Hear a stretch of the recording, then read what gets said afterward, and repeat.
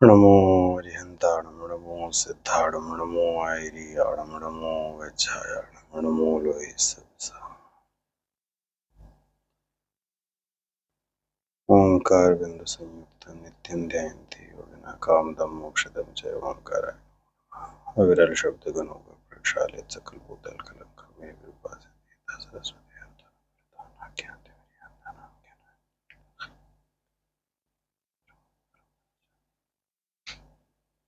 मंगलम भगवान वीरो मंगलम गौतम गढ़ी मंगलम कुंद कुंदात्यो जैन धर्मोस्तु मंगलम सर्वमंगल मांगल्यम सर्वकल्याणकारिकं प्रधानं सर्वधर्माणां जैनं जयतु साष्टम्।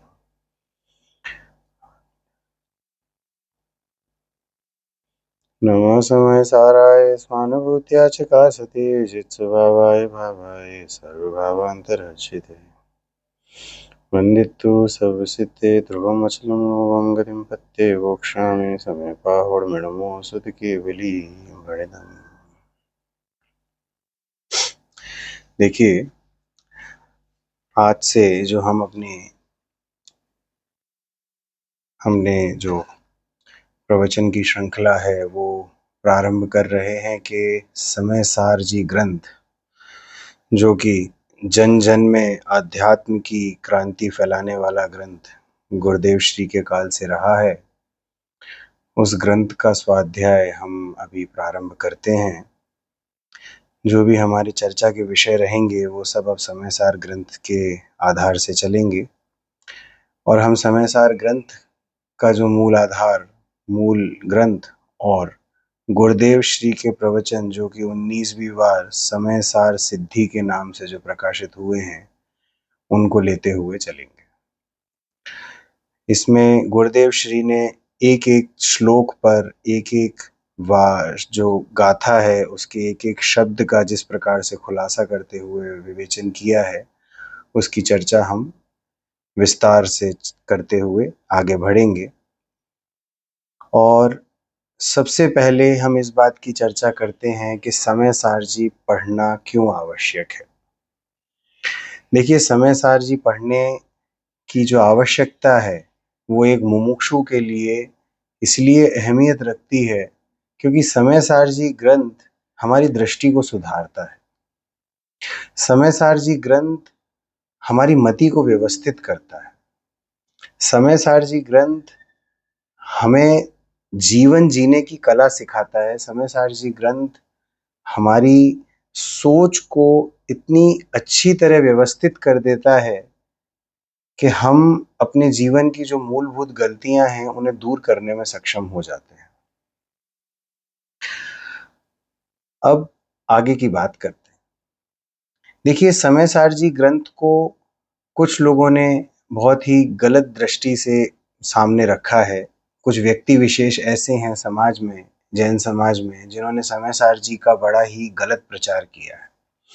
उन्होंने समय सार जी को इस तरह से दिखाया है कि समय सार जी मुनियों के पढ़ने लायक ग्रंथ है।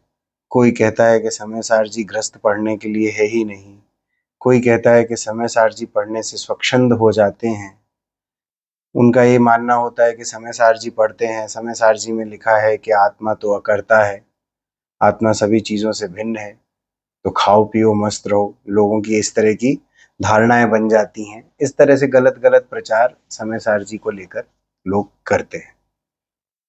अब किस व्यक्ति विशेष के बारे में बोल रहा हूँ वो आप सभी लोग समझदार हैं, परंतु समय सार जी ग्रंथ जन जन के पढ़ने के लिए है।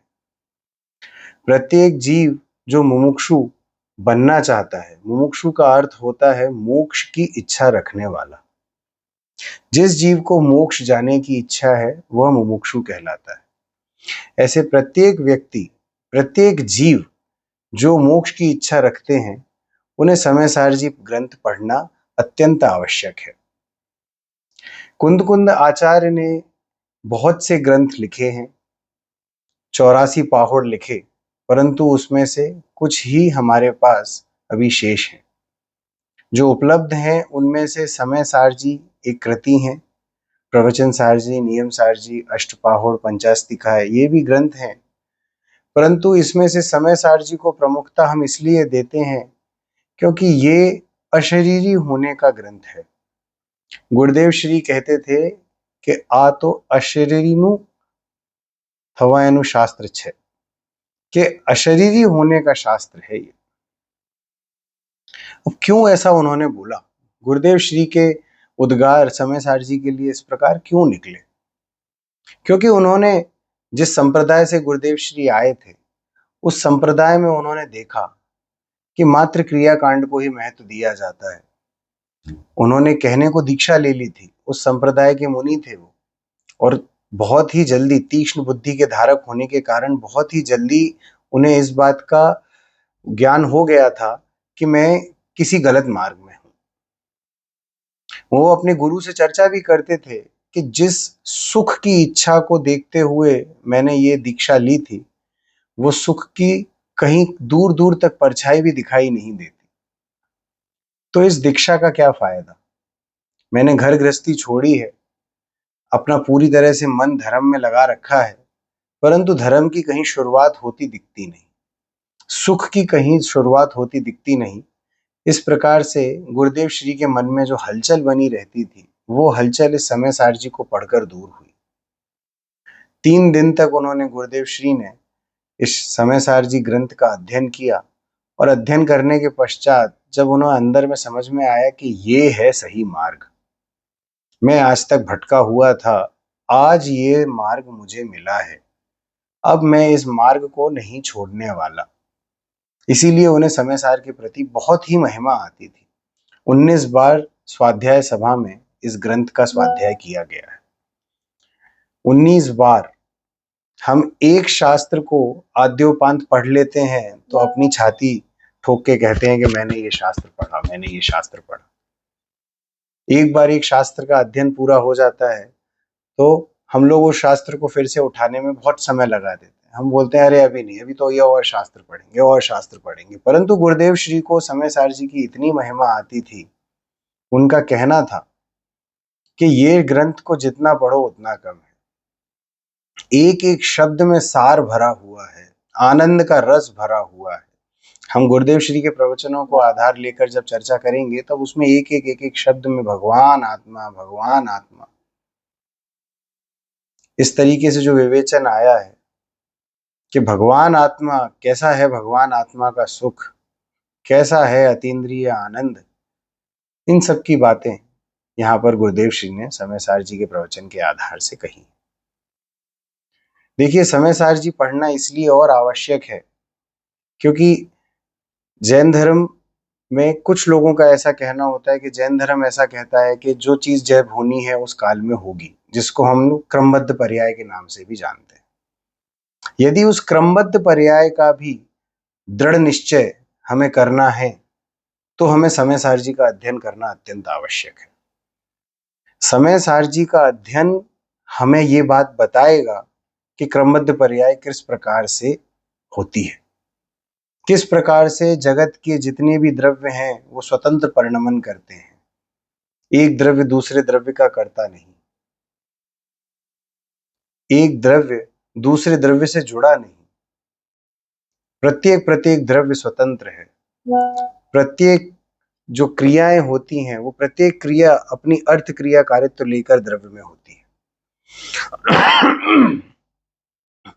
प्रत्येक क्रिया, प्रत्येक अपक्रिया अपने समय से होती है, न समय से पहले होती है, न समय के बाद में होती है। जो भी हमारे जीवन में संयोग होते हैं, जो भी हमारे जीवन में वियोग होते हैं, उस प्रत्येक क्रिया स्वतंत्र है। इस चीज का जो हमें भान होगा, वो भान हमें समय सार जी के अध्ययन से होता है। इसलिए समय सार जी का अध्ययन अत्यंत आवश्यक है। ये एक तरीके से हम बोलें तो ये गाइड है। देखिए, मोक्ष मार्ग प्रकाशक वो भी जैन दर्शन की गाइड है, वो हमारी मति को व्यवस्थित करती है। और समय सार जी आध्यात्मिक गाइड है, ये हमारी दृष्टि को शुद्ध करती है। समय सार जी ग्रंथ हमारे दृष्टि को शुद्ध करने के लिए है। हम किस प्रकार से जीवन में अपना नजरिया रखें, एक जैनी का दृष्टिकोण क्या होता है, वो हमें समय सार जी समझाते हैं। ऐसा नहीं है कि जैनियों में मुमुक्षु अलग और कोई और संप्रदाय के अलग अलग या कोई और मति के लोग अलग, कि आप ऐसा मानते हो, आप ऐसा मानते हो, आप अलग, आप अलग। अरे ऐसा नहीं है। जो जीव जिनकी आज्ञा माने सो जैन कहलाता है। जो जीव सुख प्राप्ति की इच्छा रखता है वो जीन कहलाता है। और सच्चे सुख और सुखाभास, इसमें जो अंतर होता है वो अंतर भी हमें समय जी से समझ में आता है। समय जी ग्रंथ हमें संपूर्णतः पूरी तरह से स्वतंत्र कर देता है कि मैं अपनी आत्म अनुभूति करने के लिए स्वतंत्र हूं, मैं अपना स्वरूप पहचानने के लिए स्वतंत्र हूं, मैं अपने स्वरूप का भान करने के लिए स्वतंत्र हूं। इस प्रकार का जो शक्ति अंदर में पैदा होती है वो समय सारजी ग्रंथ के अध्ययन से होती है। इसीलिए हमें समय सारजी ग्रंथ का पठन आरंभ करते हैं। मूल शास्त्र में सर्वप्रथम अमृतचंद्र आचार्य देव ने इसकी टीका की है। कुंद आचार्य देव 415 गाथाओं की रचना करके गए। ये 415 गाथाएं जो कुंद आचार्य देव रच के गए, एक एक गाथा में कितना कितना सार भरा हुआ है, वो सार के बारे में हमें अमृतचंद्र आचार्य देव ने बताया। बहुत लंबा काल रहा है इन दोनों आचार्यों के बीच में। कुंद आचार्य हो जाने के बहुत काल बाद अमृतचंद्र आचार्य हुए, और जब अमृतचंद्र आचार्य को यह ग्रंथ मिला तब उन्होंने इस ग्रंथ को पूरा पढ़ा, समझा, और हमारे जैसे अल्प बुद्धि जीवों के निमित्त उन्होंने ये आत्मख्याति टीका लिखी। टीका किसे कहते हैं? एक टीका होता है जो यहां लगाया जाता है, और एक टीका होती है जो हम समझाने के लिए कहते हैं। आजकल न्यूज चैनल पे पॉलिटिक्स की बातें होती हैं, तो वो कहते हैं ना कि ये डिसीजन आया है, इस पे आप अपनी टीका टिप्पणी कीजिए। तो उसी प्रकार से यहाँ ये ग्रंथ पढ़ा, पहली गाथा पढ़ी, दूसरी गाथा पढ़ी, अमरचंद्र देव को क्या आया, अंदर से भाव आया कि इसको तो और समझाया जा सकता है। ये इसके जो भाव मैंने समझे हैं ये और जीव भी समझें, इस प्रकार के उनके मन में उत्कंठा उठी होगी, और उस इच्छा की पूर्ति हेतु उन्होंने इसकी टीका रची होगी। और उस टीका की रचना करते समय उन्हें आत्मा की इतनी महिमा आई होगी कि कैसा है मैं, मेरा आत्मा, मैं कैसा हूं, मैं कितना सुंदर हूं, इस तीन लोक में सबसे सुंदर पदार्थ मैं हूं। इस प्रकार की जो आत्मा है, इस आत्मा की कितनी ख्याति होनी चाहिए। ख्याति का मतलब होता है गुडविल, उसका अच्छी तरह नाम फैलना, उसे कहते हैं ख्याति। तो इस आत्मा की कितनी ख्याति होनी चाहिए उसका विवरण इन्होंने इस आत्म ख्याति टीका में लिखा। आत्मा का जो गुडविल है, आत्मा की जो पोजीशन है इस लोक में, आत्मा की क्या वैल्यू है, उस वैल्यू को बताने के लिए आत्म ख्याति टीका की रचना अमृतचंद्र देव ने की। समझते हैं ना भैया? ये समझते हैं कि समय सार जी की कितनी महिमा है। ये सतपथ में जो विपिन जी शास्त्री हैं अपने, उन्होंने सतपथ में भी इस बार समय सार जी को ही लिया है। सतपथ में जो 1008 प्रश्न बनाए गए हैं वो समय सार जी ग्रंथ के आधार से लिए गए। तो इस समय सार जी ग्रंथ की आपको पूरी तरीके से अध्ययन करने का एक मौका ये सतपथ का प्रश्न मंच भी देता है। परंतु प्रश्न मंच, ये जो प्रश्न को उत्तर देने के हिसाब से समय सार जी ग्रंथ मत पढ़िएगा। आप लोगों के यहाँ पर प्रश्न पत्र का जो चलन है अच्छी बात है, परंतु ये जो प्रश्न पत्र चलाते हैं हम, उस प्रश्न पत्र को किस तरह से सॉल्व किया जाता है, उसके उत्तर किस तरह से दिए जाते हैं, उसका भी एक तरीका है। आप पहले ग्रंथ उठाइए, अगर ग्रंथ के किसी एक पर्टिकुलर पार्ट से वो प्रश्न पत्र बनाया गया है तो उस पर्टिकुलर पार्ट को पढ़िए पहले, उस ग्रंथ में क्या लिखा गया है, उसकी विषय वस्तु क्या है, उस पूरे पार्ट का जब आप अध्ययन कर लें उसके बाद अपना प्रश्न पत्र उठाइए और ये देखिए कि आप कितने प्रश्नों के उत्तर दे पा रहे हैं बिना शास्त्र को देखे। आप उसके बाद ये आकलन कीजिए कि अब और क्या क्या पढ़ना चाहिए, फिर से ग्रंथ उठाइए फिर उस ग्रंथ के पूरे पाठ को पढ़िए और पढ़ने के बाद फिर प्रश्न मंच देखिए, फिर प्रश्न पत्र देखिए, उसमें कितने प्रश्नों के उत्तर अब आप दे पा रहे हैं। ये तरीका होता है प्रश्न पत्र को सॉल्व करने का। उद्देश्य है ग्रंथ को पढ़ना, उद्देश्य प्रश्नों के उत्तर देना नहीं है। मोक्ष जाते समय कोई क्विज कॉन्टेस्ट नहीं होता कि इस प्रश्न का उत्तर आता है तो ही मोक्ष जा पाएंगे। मोक्ष जाने के लिए आत्म अनुभूति की आवश्यकता है, और ये आत्म अनुभूति कब प्राप्त होती है? जब आत्मा को समझा जाता है, और जब आत्मा की समझ की जरूरत होती है तब ग्रंथ को पढ़ा जाता है। और ग्रंथ पढ़कर आत्मा को समझना है, प्रश्नों के उत्तर देना उद्देश्य नहीं है। प्रश्नों के उत्तर देने से आपके मन में एक बात का दृढ़ निश्चय हो जाता है कि हाँ, जो हमने ग्रंथ पढ़ा है उसका सही अर्थ लिया है, और उस अर्थ के अनुसार अब हम चिंतन करेंगे, मनन करेंगे और आत्मा अनुभूति के लिए प्रयत्न करेंगे। मात्र प्रश्नों के उत्तर देने से और प्रश्नों के उत्तर देने के पश्चात पुरस्कार भी मिल जाए, उस बात में संतुष्ट नहीं होना। इस बात को थोड़ा जरूरी में समझने जैसी बात है। देखिए, ये जो आयोजन किए जाते हैं, ये आयोजन में प्रयोजन को नहीं भूलना। प्रयोजन क्या है? प्रयोजन है आत्म अनुभूति, आत्मा को समझना, स्वाध्याय करना, शास्त्रों में जो आचार्य देव बात लिख के गए हैं उसको समझना, वो है प्रयोजन। परंतु वो प्रयोजन को भूल जाएं और मात्र इस आयोजन में लगे रहें कि ये प्रश्न का उत्तर तुमको आया क्या, फोन करके पूछ रहा है, अरे यार इसका उत्तर बता दो, केवल उत्तर ही उत्तर बता दो, समझाओ मत, ऑप्शन क्या है ABCD में से वो ऑप्शन बता दो, समझाने की जरूरत नहीं, हमें समझना नहीं है, अभी और भी बहुत काम है। इस प्रकार से अगर प्रश्न पत्र आप हल करते हैं तो प्रश्न पत्र में उत्तर देना निरर्थक है, कोई मतलब का प्रश्न पत्र नहीं है। प्रश्न पत्र भरना तभी उचित कहलाएगा जब आप समय सारजी या जो भी ग्रंथ का प्रश्न पत्र है उस ग्रंथ को पूरी तरह से आद्योपांत उसका पठन करते हैं, उसका स्वाध्याय करते हैं, उसमें जो मूलभूत बात है उसको समझते हैं, और उस मूलभूत बात के आधार पर जो प्रश्नों के आप उत्तर देते हैं, तब ये स्वाध्याय और ये प्रश्न मंच करना आपके लिए काम का है। अदरवाइज ये आपके कोई काम का नहीं। आप 1008 प्रश्नों के उत्तर दे देंगे, उत्तर देने के बाद हो सकता है आपको पुरस्कार भी मिल जाए, परंतु आपने ना कुछ उसमें से ग्रहण किया, ना आपकी मति व्यवस्थित हुई। समय सार जितनी देर भी पढ़ा उतनी देर पढ़ने का भी कोई काम नहीं आया यदि हमने आत्मा को नहीं समझा, है ना। इससे पहले भी और मोक्ष मार्ग प्रकाशक और रत्नग्रंथ शावकाचार्य जी, इनके ऊपर भी प्रश्न मंच बने, परंतु उनमें भी आपको मूलभूत वस्तु क्या है वो समझाना उद्देश्य था, प्रश्न को हल करना उसका उद्देश्य नहीं। ये बात थोड़ी समझ में आती है ना। स्वाध्याय का मूल उद्देश्य क्या है? स्वाध्याय का मूल उद्देश्य है मुझे आत्मा समझ में आए। ग्रंथ को पढ़ना मेरा उद्देश्य नहीं है, ग्रंथ को पढ़कर समझकर मेरे चिंतन में वो बात आए, मेरी दैनिक चर्या में जो मेरे विचार चलते हैं, मेरे परिणाम चलते हैं, वो परिणामों में जिस प्रकार का चिंतन मेरा रहना चाहिए वो चिंतन मेरा शास्त्र के अनुसार है कि नहीं, ये स्वाध्याय का मूलभूत बात होती है।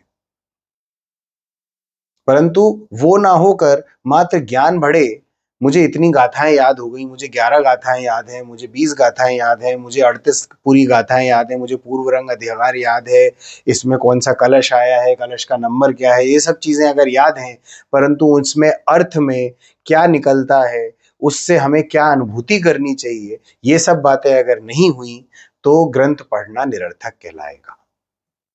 देखिए, क्षय उपशम ज्ञान की बातें हैं। क्षय उपशम ज्ञान कभी होता है, कहीं नहीं भी होता है।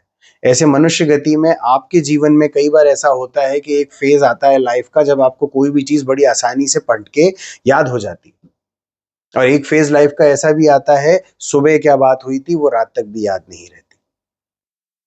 प्रवचन की सभा में सुबह क्या सुना था वो शाम की सभा में याद नहीं रहता, कल की सभा में क्या बात चली थी वो आज की सभा में बात याद नहीं रहती, इतना कमजोर पड़ जाता है ज्ञान। ये क्षय उपशम ज्ञान है, ये कर्मोदय जन्य है, और कर्मोदय जन्य चीज आपकी आगे पीछे हो सकती है। हो सकता है आज आप बहुत अच्छे अच्छे निबंध लिख सकते हैं, जैन धर्म का कोई विषय मैं आपको दूं उस पे आप बहुत अच्छा विषय पे निबंध लिख सकते हैं। मैं आपको बोलूं रात्रि भोजन त्याग पर आप एक निबंध लिखो, आप रात्रि भोजन त्याग पे बहुत अच्छा निबंध लिख सकते हो, परंतु वो जो बात आप लिख रहे हो, क्या उसमें जरा सा भी अनुसरण हो रहा है तो वो काम का है, वरना कोई काम का नहीं है। तो स्वाध्याय से क्या समझना, ये बात की थोड़ी सी हमने चर्चा की। समय सारजी क्यों पढ़ना, इस बात की हमने थोड़ी सी चर्चा की। अब हम समय सारजी की जो पहला कलश है, वो कलश क्या लिखते हैं अमृतचंद्र आचार्य देव?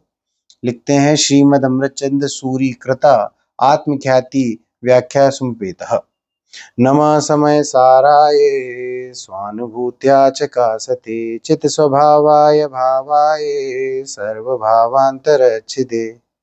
इसका हिंदी रूपांतर क्या लिखते हैं?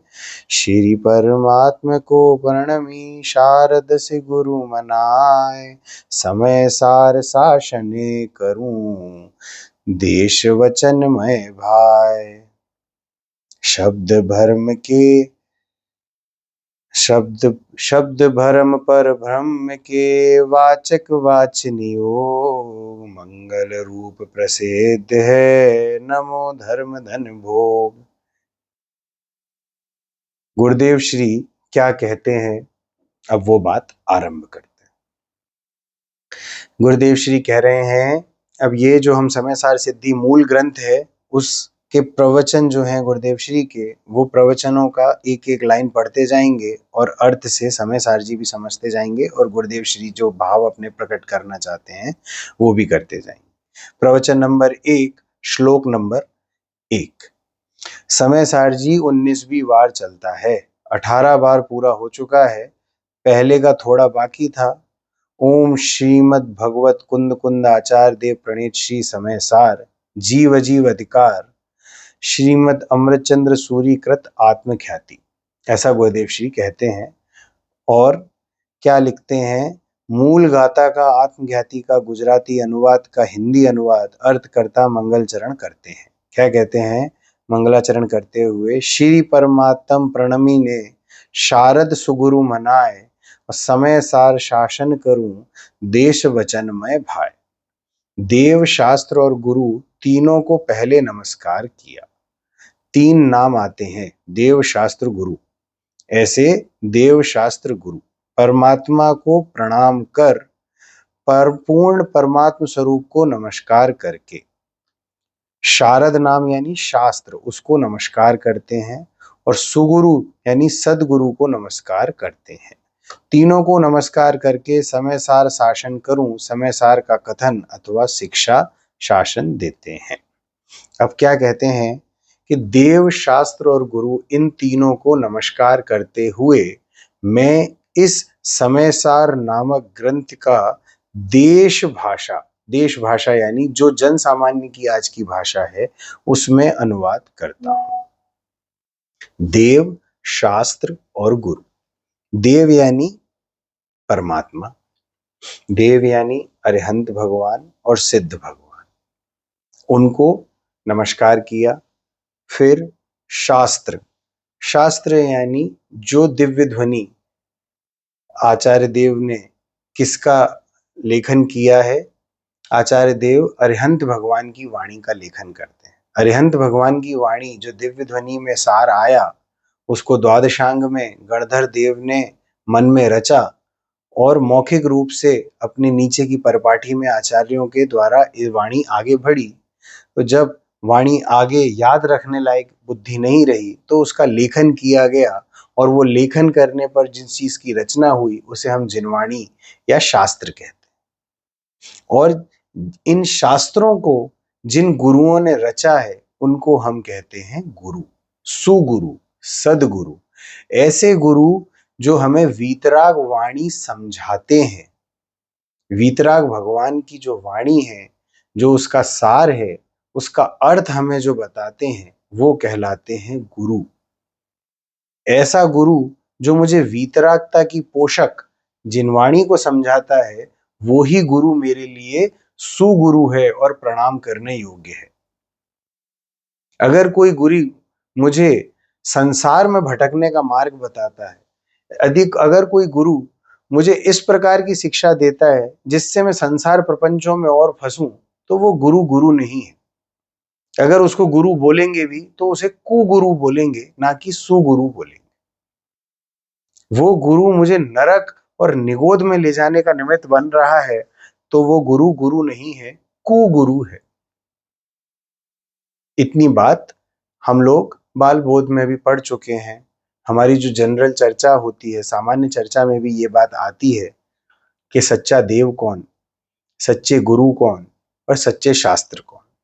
तो इस प्रकार से सच्चे गुरु, सच्चे शास्त्र और सच्चे देव को नमस्कार करते हुए किसका हम आत्मख्याति टीका जो है किस ग्रंथ की लिखी गई है, समय सारजी ग्रंथ की, ऐसा कथन करते हैं। आगे क्या बोलते हैं, शब्द ब्रह्म परम ब्रह्म का वाचक वाच्य नियोग, मंगल रूप प्रसिद्ध पद, नमो धर्म धन भोग। क्या कहते हैं, शब्द ब्रह्म जो भगवान की वाणी है वह परम ब्रह्म को कहने वाली है। शब्द ब्रह्म यानी सच्चे शब्द, ब्रह्म यानी सच्चा, है ना। तो ऐसे शब्द ब्रह्म, ऐसे परम शब्द, ऐसे शब्द जो परम ब्रह्म को समझाएं, वो कहलाते हैं शब्द ब्रह्म, है ना। क्या लिखते हैं, यह परम ब्रह्म स्वरूप भगवान वाचन वाच्य नियोग शब्द यह वाचक है। यानी जो शब्द ब्रह्म है वो क्या है, वो है वाचक, और जिसके बारे में बताया जा रहा है वो है वाच्य।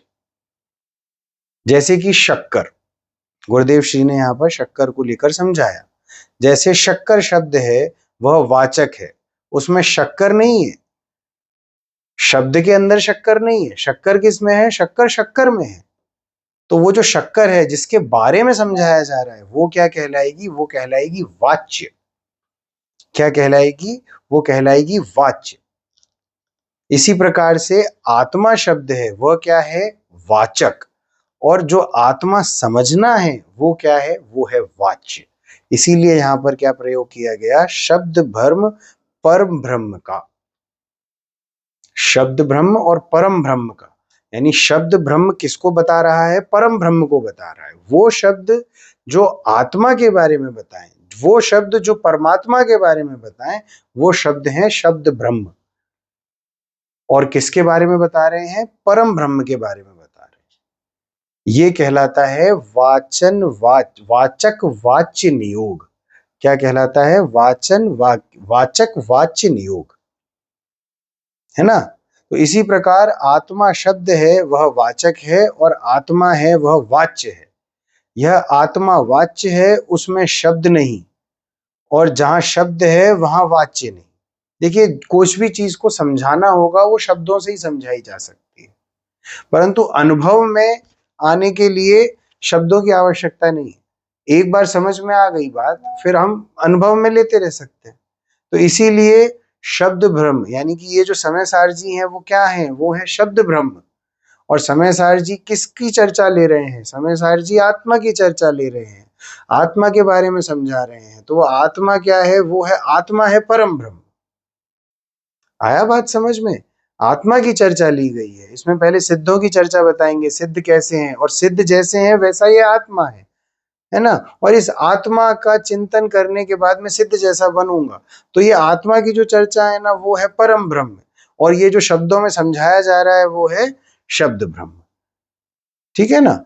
इसके लिए आगे और क्या लिखते हैं, गुरुदेव श्री कहते हैं, यह आत्मा वाच्य है, उसमें शब्द नहीं, और जहाँ शब्द है वहां वाच्य नहीं, परंतु वाचक वाच्य का नियोग है, ऐसा नियम से संबंध है। जो शब्द बोला जा रहा है वो किसी चीज को बताने के लिए बोला जा रहा है, निमित्त नैमित्तिक संबंध है। शब्द ब्रह्म परम ब्रह्म का वाचक है, शब्द वाचक है और परम ब्रह्म वाच्य है, ऐसा नियोग संबंध निमित्त नैमित्तिक है। क्या आगे लिखते हैं हमारे गुरुदेव श्री, क्या बोलते हैं, मंगल रूप प्रसिद्ध यह मंगल रूप है। भगवान की वाणी और भगवान स्वरूप आत्मा मंगल रूप प्रसिद्धि, यह नमो नमस्कार करता हूं। अब किसको नमस्कार करते हैं, भगवान की वाणी को, मंगल रूप प्रसिद्ध नमो धर्म धन भोग। यानी कि अब देखिए, मंगल शब्द जो आता है, मंगल क्या है मंगल की जो परिभाषा है, वो बालबोध भाग 1 में क्या लिखाते हैं? क्या है मंगल की परिभाषा? क्या है कि जो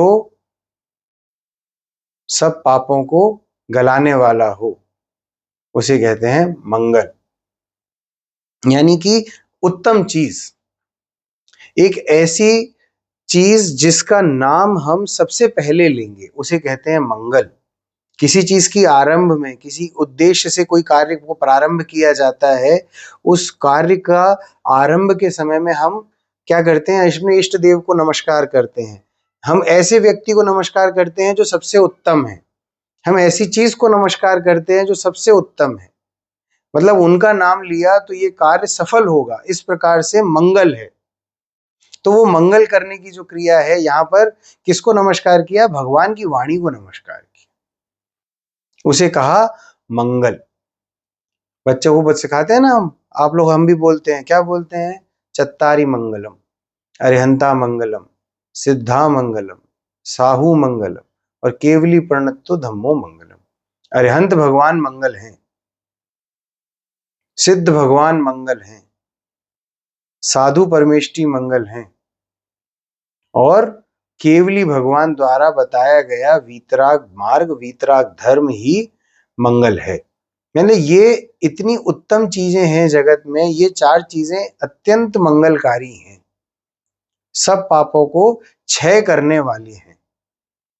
तो इसलिए कोई भी शास्त्र को आरंभ करते में मंगलाचरण किया जाता है, इष्ट देव को नमस्कार किया जाता है, तो उनको नमस्कार करता हूं धर्म रूपी धन के अनुभव के लिए। अब देखिए क्या लिखते हैं, नमो, क्यों नमो? धर्म धन भोग।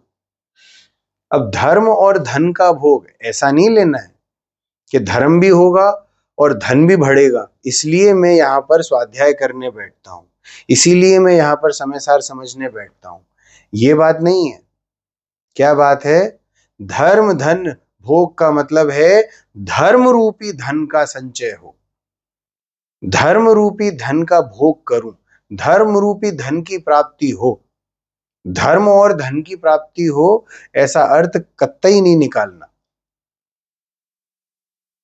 ये आजकल तो स्वाध्याय सभा में भी लोग केवल इसीलिए आते हैं कि धन की प्राप्ति हो।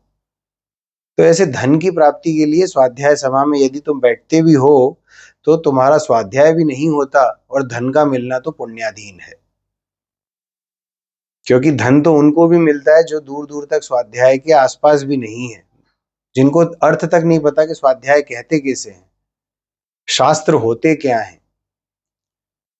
आप लोगों की जानकारी में भी ऐसे काफी लोग होंगे जो मात्र सरनेम से जैन हैं, कि परपाठी में जैन धर्म में जन्म हो गया है, परिवार जैन है इसलिए जैन है, बस उन्हें ये तक नहीं पता कि जिन मंदिर और वैष्णवी मंदिर में क्या अंतर है, उन्हें ये तक नहीं पता कि जैन धर्म में कितने तीर्थंकर हैं, उन्हें ये तक नहीं पता कि जिन मंदिर में किसकी पूजा की जाती है, श्वेतांबर दिगंबरों तक में अंतर नहीं पता। इस प्रकार के भी कई जैन पाए जाते हैं।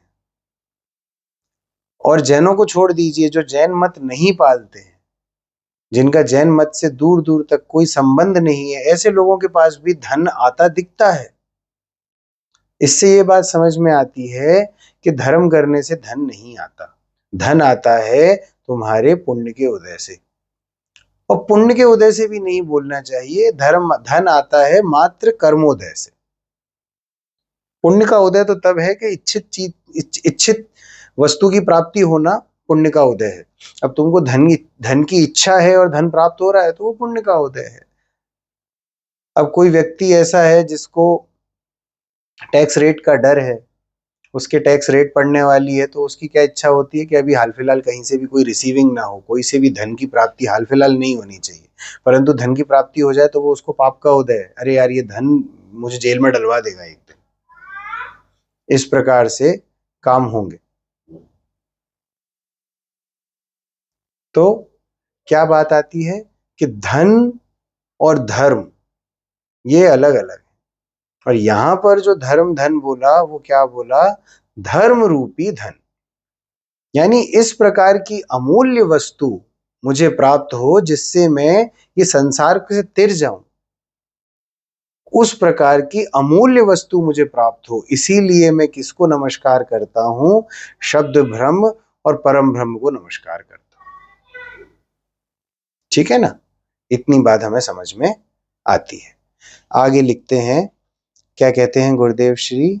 धर्म रूपी धन के अनुभव के लिए मेरा धर्म रूपी धर्म आनंद, ऐसा मेरा धर्म, यह हमारी लक्ष्मी आनंद रूपी धर्म की लक्ष्मी के भोग के लिए मंगल करता हूं। ये मंगलाचरण मैंने क्यों किया है? ये मंगलाचरण मैं इसलिए करता हूं क्योंकि ये मोक्ष लक्ष्मी मुझे मिले। लक्ष्मी का अर्थ केवल और केवल धन से मत लगाओ। लक्ष्मी का अर्थ है जो चीज तुम्हें उत्तम पद पर रखे, वो है लक्ष्मी। जिसकी प्राप्ति से जगत में तुम्हारी ख्याति हो, वो है लक्ष्मी। तो वो लक्ष्मी क्या है? वो ये धर्म रूपी लक्ष्मी है। जब ये धर्म रूपी लक्ष्मी तुम्हारे पास होगी तो तुम्हारी जगत में ख्याति होगी। धन से तुम्हारी जगत में ख्याति हो जाए ऐसा नहीं है, क्योंकि कई धनी लोग हैं जिनकी लोग बुराइयां करते हैं जगत में। जगत में ऐसे कई धनी व्यक्ति हैं जिनको लोग समाज में अपने संग बैठाना उचित नहीं समझते। अब कोई व्यक्ति है जिसका मद्य का व्यापार है, शराब का व्यापार है, या ऐसा कोई व्यापार है जो लोक निंद वस्तु है, उसका व्यापार है, और उस व्यापार से बहुत धन सामग्री इकट्ठी हो गई, बंगले खड़े हो गए, करोड़ों रुपए की गाड़ियां चल रही हैं, इस प्रकार से बहुत धन इकट्ठा हो गया, परंतु इस प्रकार का कोई व्यक्ति मेरे संग आके समाज में बैठ जाए तो मैं क्या सोचता हूँ, भैया ये मेरे पास मत बैठो। क्यों नहीं बैठो मेरे पास? तुम्हारे बैठने से मेरी और ख्याति बिगड़ जाएगी। मेरे बारे में लोग बुरा बुरा कहने लगेंगे, तुमने ऐसे इंसान से संबंध बना रखे हैं जिनके इस प्रकार के व्यापार है। तो लक्ष्मी, कौन सी लक्ष्मी से मेरी जगत में ख्याति होगी, संसार में ख्याति होगी? ये धर्म रूपी लक्ष्मी यदि मेरे पास होगी तो इस संसार में मेरी ख्याति होगी। और किसी से मतलब नहीं कि कौन मेरी तारीफ करता है कि नहीं करता है, कोई मेरी इज्जत करता है नहीं करता है। क्यों? क्योंकि मैं अपने आप का मान रख रहा हूं, मैं अपनी इज्जत करता हूं तो जगत मेरी इज्जत करेगा। मैं अपना स्वरूप समझूंगा तो जगत मेरी कीमत करेगा। यदि मैंने अपनी कीमत नहीं करी तो कोई मेरी कीमत करने वाला नहीं। देखिए, ये जो मनुष्य देह मिली है ये स्वरूप समझने के लिए मिली है। यदि इस मनुष्य देह के रहते स्वरूप को नहीं समझा, आत्मचिंतन नहीं किया और आत्मानुभूति नहीं हुई तो फिर ऐसे संयोग कब मिलेंगे, इस बात का किसी को पता नहीं। मात्र केवल ज्ञानी जानते हैं कि इस प्रकार के संयोग तुझे फिर से मिलेंगे भी कि नहीं मिलेंगे, और मिलेंगे भी तो बहुत असंख्य काल बाद मिलेंगे यदि तूने आज ये बात नहीं समझी। देखिए, जब जीव तीर्थंकर के परिवार में जन्म लिया, चक्रवर्ती का पुत्र हुआ, परंतु इस आत्मा को नहीं समझा, धर्म का विरोध किया, उसको भी कुगतियों में असंख्यात काल बिताना पड़ा। उसके बाद जाके शेर की पर्याय मिली, और फिर जब सुयोग मिले, अच्छे गुरु मिले, उनका उपदेश मिला, खुद का भवितव्यता जागी, तब कहीं जाके बात बनी। परंतु इस बात की दुविधा में मत रहना कि हमें भी इस प्रकार के सहयोग मिलेंगे नहीं मिलेंगे। अभी जो सहयोग मिले हैं, अभी गुरुदेव श्री मिले हैं, ये समय सार जी मिले हैं, गुरुदेव श्री ने समय सार जी को समझाया है, अमृतचंद्र आचार्य देव ने आत्मख्याति टीका में समझाया है, इस आत्मा को समझाया, परंतु ये आत्मा मेरे समझ में अभी नहीं आई तो ये आत्मा मेरे समझ में कभी आएगी, इस बात पे कोई चर्चा मत करना। अगर आज नहीं समझ में आई तो कभी समझ में नहीं आएगी, इसलिए भैया इसको आज समझो, अभी समझो, प्रयत्न पूर्वक समझने की कोशिश तो करते रहो, है ना? तो यहाँ पर क्या लिखा है? बोलते हैं, धर्म रूपी धन के अनुभव के लिए मेरा धर्म रूपी धर्म आनंद, ऐसा मेरा धर्म, यह हमारी लक्ष्मी आनंद रूपी धर्म की लक्ष्मी, उसकी लक्ष्मी है, उसका धन है, उसे भोगना है। कैसे भोगना है? आनंद स्वरूप आत्मा की लक्ष्मी को भोगना है। उस आत्मा की लक्ष्मी क्या है? वो सुख है। वो जो सुख आनंद है ना, वो ही मुझे लगा निरंतर भोगना है। अब वो भोगूंगा मैं, इसलिए वो भोग के जो मुझे सुख मिलेगा, वो जो आनंद मिलेगा, उस आनंद के लिए मैं किसको नमस्कार कर रहा हूं? शब्द ब्रह्म और परम ब्रह्म को नमस्कार करता हूं। दूसरा कोई हेतु नहीं है, कोई और हेतु नहीं है मुझे इसमें कि मैं समय सार जी पढ़ता हूँ, समय सार जी का अर्थ करता हूँ, समय सार जी समझता हूँ या समझाता हूँ, समय सार जी पे प्रवचन करता हूँ।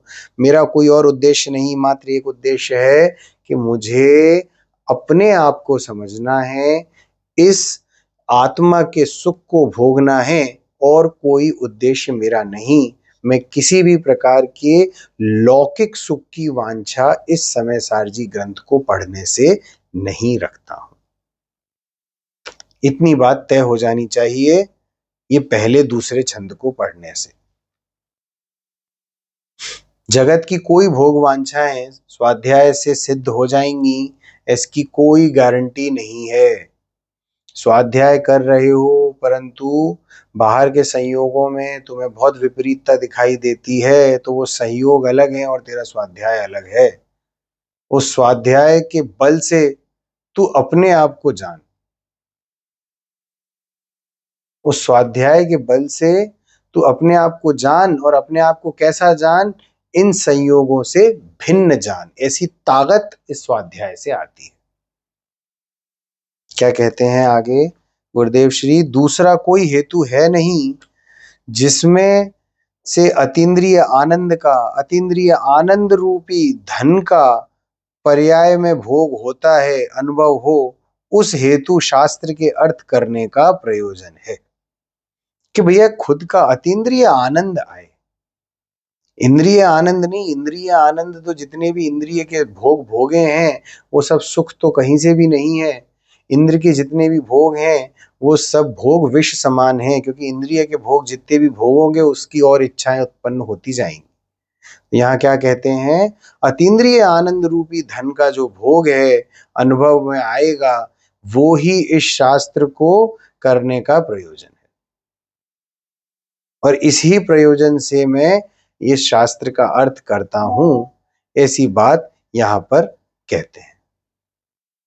और समय सार जी पढ़ने से, समय सार जी को पढ़ करके मैं मात्र आत्मा ही समझूंगा। जब जब समय सार जी ग्रंथ का स्वाध्याय करो तब तब यही बात एक मन में आनी चाहिए। क्या मन में आनी चाहिए? कि यह आत्मा मुझे कब समझ में आ जावे, बस ये आत्मा मुझे समझ में आ जावे, ये आत्मानुभूति एक बार हो जावे, आत्मा का अनुभवन एक बार हो जावे, तो बस मेरा काम हो जाए। इतना उद्देश्य रखकर ही यदि मैं समय सार जी का स्वाध्याय करूंगा तो वो मुझे हितकारी है, अन्यथा तो मात्र कर्म बंधनी होंगे। कुछ अच्छे संयोग मिल जाएंगे, कुछ बुरे संयोग मिल जाएंगे, इस प्रकार का ही कार्य होगा। और ये तो अनादिकाल से संसार में चला आ रहा है। संयोग होंगे और वियोग होंगे, और मैं अपने आप को इनमें सुखी दुखी मानता रहूंगा, और इस प्रकार से मेरा संसार चलता रहेगा। तो ये बात समझने जैसी है कि समय सार जी का अध्ययन क्यों करना? अपनी आत्मा की अनुभूति के लिए ही समय सार जी का अध्ययन करना। जगत में किसी भी प्रकार के प्रतिकूल संयोग आए और मैं उन प्रतिकूल संयोगों में क्रोध कषाय ना करूं, तब तो मेरा स्वाध्याय करना सार्थक है, अन्यथा मेरा स्वाध्याय करना सार्थक नहीं है, मात्र ज्ञान बढ़ाना होगा। यदि मेरे परिणामों में थोड़ी सी निर्मलता ना आए, मेरे परिणामों में कषाय ना आए, मैं इन कषायों में लिप्त रहने जैसे विचार ना करूं, मैं मोह को मंद करने के विचार करूं, इस प्रकार के यदि मेरे विचार होंगे तो स्वाध्याय करना सार्थक है, अन्यथा स्वाध्याय करना सार्थक नहीं। अभी की बात को यहीं विराम देंगे और कल से यहीं से आरंभ करेंगे। अभी हमने गुरुदेव श्री के प्रवचन के 3 पैराग्राफ लिए हैं, इसके आगे से हम पैराग्राफ को समझते जाएंगे, गुरुदेव श्री के प्रवचन भी समझते जाएंगे और समय सार जी का स्वाध्याय भी करते जाएंगे। इस श्रृंखला में आगे के प्रवचन में हम आगे और समय सार जी का मूल अध्ययन करते चलेंगे, और गुरुदेव श्री के जो समय सार सिद्धि के 19वीं बार के प्रवचन हैं, जो समय सार सिद्धि नाम ग्रंथ से लिए हैं, वो समय सार सिद्धि का स्वाध्याय भी हम साथ साथ में करते चलेंगे। अभी की बात को यहीं विराम देते हैं। जय जिनेन्द्र।